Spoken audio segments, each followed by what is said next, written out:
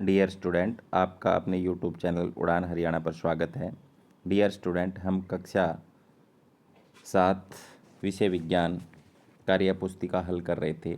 तो आज हम अध्याय 10 पुराने सिलेबस के हिसाब से और आज के सिलेबस के हिसाब से अध्याय 6 जीवों में श्वसन के प्रश्नोत्तर करने वाले हैं। तो जो बच्चे चैनल पर नए हैं या जिन बच्चों ने अभी तक चैनल को सब्सक्राइब नहीं किया, सब्सक्राइब कर लें, लाइक कर दें और अपने साथियों को शेयर कर दें। तो शुरू करते हैं आज की क्लास में। पहला प्रश्न, नाक से सांस लेते समय किन किन अंगों से होकर फेफड़ों तक पहुंचती है? नीचे बने चित्र में सभी अंगों के नाम लिखो। तो प्यारे बच्चों, यहाँ पर मैंने सभी अंगों के नाम लिखे हुए हैं। सबसे ऊपर यहाँ पर नासा गुहा है, उसके बाद में मुख गुहा है, ये फेफड़े हैं, ये डायाफ्राम है, ये फंसलियाँ हैं, ये श्वास नली है, ये गर्सनी है।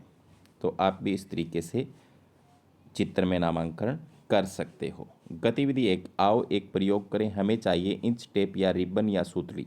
इंच टेप, रिबन, सूतली को अपने दोस्त की पीठ के पीछे से घुमाकर सीने तक लाइए और उसके सीने छाती का नाप लो। सूतली के छोरों को हल्के से पकड़े रहो और अपने दोस्त से लंबी सांस लेने को कहो। इस बार भी उसके छाती का नाप लो। प्रश्न 2 ए, क्या सांस अंदर लेने व बाहर छोड़ने पर सीने का नाप एक जैसा होता है, हाँ या नहीं? तो नहीं आएगा, एक जैसा नहीं होता। ब, किस समय सीने का माप ज़्यादा होता है? तो यहाँ पर इसमें आप नहीं पर टिक कर देना। तो किस समय सीने का माप ज़्यादा होता है?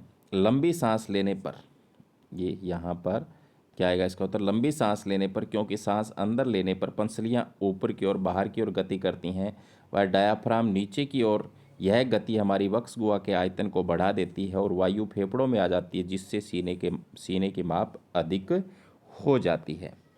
तो आगे चलते हैं। नेक्स्ट, तुम्हारी पाठ्य पुस्तक में प्रश्न संख्या 120 पर एक प्रयोग दिया गया है। इस प्रयोग के आधार पर नीचे कुछ प्रश्न दिए गए हैं, सही उत्तर चुनकर उस पर राइट का चिन्ह करना है। तो यहाँ पर एक ए है, जब हम बोतल में लगी रबड़ की झिल्ली को बाहर की तरफ खींचेंगे तो गुब्बारे फूलेंगे। तो यहाँ पर क्या होगा प्यारे बच्चों? इस तरीके से इसमें नंबर 2 ऑप्शन सही होगा। अगर हम यहाँ पर इस रबड़ की झिल्ली को बाहर खींचते हैं तो गुब्बारे फूलते हैं, तो 2 नंबर ऑप्शन इसका बिल्कुल सही होगा। जब हम बोतल में लगी रबड़ की झिल्ली को अंदर की तरफ दबाते हैं तो गुब्बारे सिकुड़ जाएंगे। तो यहाँ पर इसका आंसर क्या आएगा? पहला ऑप्शन सही होगा। तो यहाँ पर भी हमें पहला ही लिखना है। ये हमारे श्वसन तंत्र का चित्र है। हमारे फेफड़े व डायफ्राम भी गुब्बारे व रबड़ की झिल्ली की तरह कार्य करते हैं। तो जब हम सांस अंदर लेते हैं तो ये डायाफ्राम जो है वो नीचे की तरफ नीचे आ जाता है, तो उसे अंतः श्वसन होता है। उस समय उच्छ्वसन मतलब जब श्वास बाहर निकालते हैं, सांस बाहर छोड़ते हैं, तो डायाफ्राम ऊपर की ओर चला जाता है। तो डायाफ्राम की तुलना यहाँ पर रबड़ की झिल्ली से हो जाती है। इनसे आगे है, नीचे दिए गए प्रश्नों में एक से ज़्यादा सही उत्तर हो सकते हैं, उन पर सही का निशान लगाओ। श्वसन क्रिया में डायाफ्राम जब नीचे की तरफ गति करता है तब फेफड़ों से वायु बाहर निकल जाती है, तो गलत है। फेफड़ों से बाहर नहीं निकलती, अंदर आती है जब नीचे की ओर होता है। फेफड़ों में वायु बढ़ जाती है, बिल्कुल सही है। छाती का आकार बढ़ जाता है, बिल्कुल सही है। छाती का आकार कम हो जाता है, तो ये गलत है। श्वसन क्रिया में डायाफ्राम जब अंदर की तरफ दबता है तब छाती का आकार बढ़ जाता है, गलत है। फेफड़ों में वायु बढ़ जाती है, गलत है। फेफड़ों से वायु बाहर निकल जाती है, सही है। छाती का आकार कम हो जाता है, बिल्कुल सही है। डायाफ्राम जब ऊपर की ओर जाता है, जब हम सांस लेते हैं तब वायु को अंदर खींचते हैं, जिसे अंतःश्वसन कहते हैं, तथा वायु को बाहर छोड़ते हैं, जिसे परश्वसन कहते हैं। 1 मिनट में हम जितनी बार वायु को अंदर खींचते हैं तब बाहर छोड़ते हैं, उसे श्वसन दर कहते हैं। गतिविधि 2, आओ अब एक प्रयोग करें। अपने एक हाथ को अपने नाक के पास ले जाओ, दूसरे हाथ में सेकंड दिखाने वाली घड़ी लो।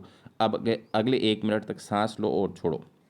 प्रश्न 5, क्या तुम्हें अपने हाथ पर छोड़ी गई सांस महसूस हुई? हाँ। एक बार सांस लेना और छोड़ना मिलकर एक श्वसन कहलाता है। जब तुम या तुम्हारे साथी एक बार सांस लें और एक बार छोड़ें तो एक श्वसन कितना है? तो अब नीचे दी गई सारणी में भरना है। आपका 1 मिनट में 17 बार और साथी का 16 बार, दूसरे साथी का 17 बार, तो मतलब 16 से 17 बार 1 मिनट में श्वसन दर सभी की होती है। क्या तुम बता सकते हो कि छोड़ी गई सांस कैसी होती है? तो छोड़ी गई सांस में कार्बन डाइऑक्साइड होती है, तो वो गर्म होती है प्यारे बच्चों। श्वसन क्रिया में ली गई वायु में किस गैस का उपयोग हमारे शरीर में होता है? तो ऑक्सीजन का होता है। ऑक्सीजन हम प्रयोग करते हैं सांस लेने के दौरान। फेफड़ों से वह गैस शरीर के विभिन्न भागों तक कैसे पहुंचती है? तो गैस का विनिमय असंख्य छोटी छोटी पतली दीवारों वाली वायु पुटिकाओं में होता है। फिर यह रक्त में पहुंचाई जाती है और फिर शरीर के विभिन्न भागों तक पहुंचती है। तो प्रश्न नंबर 8 में चित्र दिया गया, पहले में एक आदमी अखबार पढ़ रहा है, दूसरे में बच्चा पहाड़ पर चढ़ रहा है, तीसरे में लड़की दौड़ रही है और चौथे में एक आदमी सो रहा है। ऊपर बने चित्रों को देखकर बताओ किस किस परिस्थिति में श्वसन हो रहा है। तो प्यारे बच्चों, सांस तो सभी परिस्थितियों में लेंगे, तो सभी में किस किस की श्वसन दर अधिक होगी और क्यों। चित्र 2 और 3 में, चित्र 2 और 3 में देखो क्या हो रहा है। 2 के अंदर पहाड़ पर चढ़ रहा है व्यक्ति और 3 में लड़की है वो दौड़ रही है। तो चित्र 2 और 3 में, क्योंकि जब हम पहाड़ पर चढ़ते हैं दौड़ते हैं तो अतिरिक्त ऊर्जा की आवश्यकता होती है, तो हमें जल्दी जल्दी सांस लेना पड़ता है या सांस लेते हैं। अभिक्रियाओं को पूरा कीजिए। पहला है ग्लूकोज ऑक्सीजन की उपस्थिति में कार्बन डाइऑक्साइड प्लस जल प्लस ऊर्जा। ग्लूकोज ऑक्सीजन की उपस्थिति में इष्ट कोशिकाओं में alcohol plus carbon dioxide plus ऊर्जा बनता है। हमारी पेशी कोशिकाओं के अंदर अगर ग्लूकोज ऑक्सीजन की उपस्थिति में टूटे तो लैक्टिक अम्ल प्लस ऊर्जा बनता है। ये कब होता है? अधिक शारीरिक व्यायाम करते समय या दौड़ते समय। ऊपर लिखी अभिक्रिया कहाँ कहाँ घटित होती है? तो वायवीय श्वसन, अवायवीय श्वसन इष्ट में, और ये अवायवीय श्वसन हमारी पेशी कोशिकाओं के अंदर। इन अभिक्रियाओं को ऑक्सीजन की उपलब्धता कैसे प्रभावित करती है? तो अगर ऑक्सीजन की उपस्थिति में ग्लूकोज टूटेगा तो कार्बन डाइऑक्साइड जल प्लस ऊर्जा में बदलेगा। ग्लूकोज ऑक्सीजन की उपस्थिति में इष्ट कोशिकाओं में टूटेगा तो alcohol plus carbon dioxide plus ऊर्जा बनेगी। और पेशी कोशिकाओं में टूटेगा तो तीसरा यहाँ से इसको इस तीसरा भी यहाँ पर लिख लेना, ग्लूकोज ऑक्सीजन की उपस्थिति में लैक्टिक अम्ल प्लस ऊर्जा बनेगी। सांस लेने में ली गई हवा व छोड़ी गई हवा दोनों ही एक जैसी होती हैं या इनमें कोई अंतर होता है? हो तो बताओ।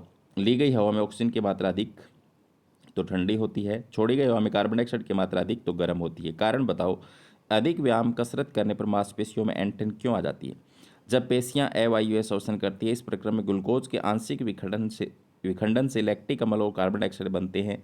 लैक्टिक अम्ल का संचयन पेशियों में ऐंठन उत्पन्न करता है। तो लैक्टिक अम्ल के बनने के कारण से पेशियों में ऐंठन होती है।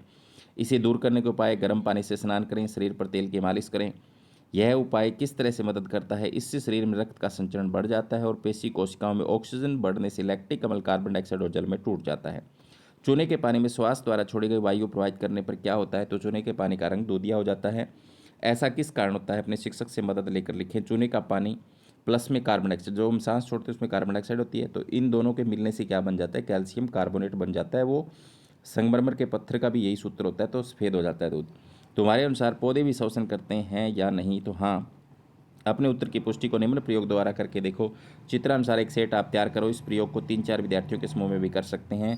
तो यहाँ पर ये जो प्रयोग किया है, पहले चूने के पानी के अंदर से गैस गुजारी जा रही है, तो इसमें किसके मिलने से गैस निकली होगी? तो सिरका और खाने का सोडा इसमें डाला हुआ है, तो चूने के पानी में कार्बन डाइऑक्साइड गैस निकलने से इसका पानी दूधिया हो जाएगा। अब इस सेट को 3-4 घंटे के लिए छोड़ दें। 3-4 घंटे बाद बीकर में कीप वाली नली से पानी डालो। थोड़ी देर तक पानी डालने पर पार्क में भरे चूने के पानी के रंग में क्या परिवर्तन आता है? लिखो। चूने के पानी का रंग दूधिया हो जाता है।